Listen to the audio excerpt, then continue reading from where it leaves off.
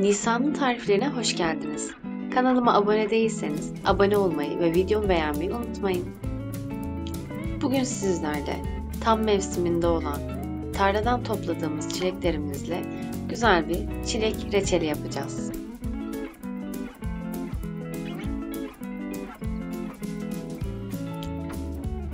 Öncelikle çileklerimizi güzelce yıkayalım. Daha sonra saplarını koparıp bir süzgeç içerisine alalım.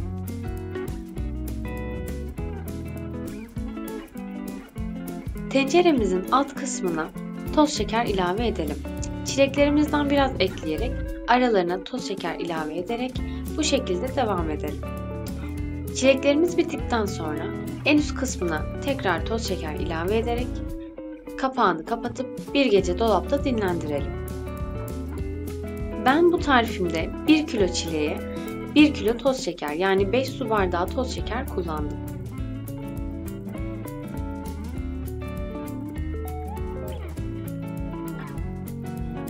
Bir gece beklettiğimiz çileklerimizi ocağın üstüne alalım. Yüksek ateşte kaynamaya başlayan çileklerimizin üzerinde köpükler göreceksiniz. Bu köpükleri bir kaşık yardımıyla alalım.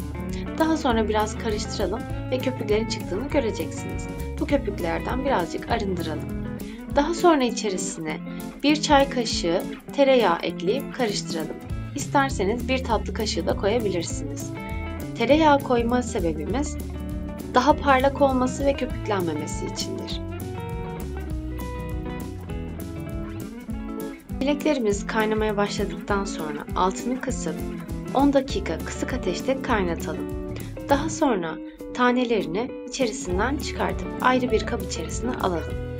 Bu aşamada çilekler ezilmemesi için çilekleri çıkartıp suyunun özleşmesini bekleyip daha sonra çileklerimizi içerisine ekleyeceğiz.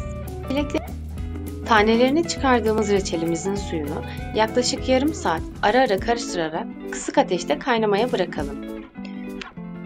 Yarım saat sonunda kıvam kontrolü yapalım.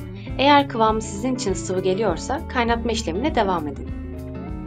Daha sonra 1 adet limonun suyunu tenceremizin içerisine ilave edelim. Ayırmış olduğumuz çilek tanelerini tenceremizin içerisine ilave edelim. Kısık ateşte yaklaşık 10 dakika ara ara karıştırarak pişirelim. 10 dakikanın sonunda isterseniz kavanozlarınıza sıcak sıcak koyabilirsiniz. Rengiyle, kıvamıyla ve nefis kokusuyla buram buram kokan çilek reçellerimiz hazırdır. Şimdiden deneyecek olanlara afiyet olsun.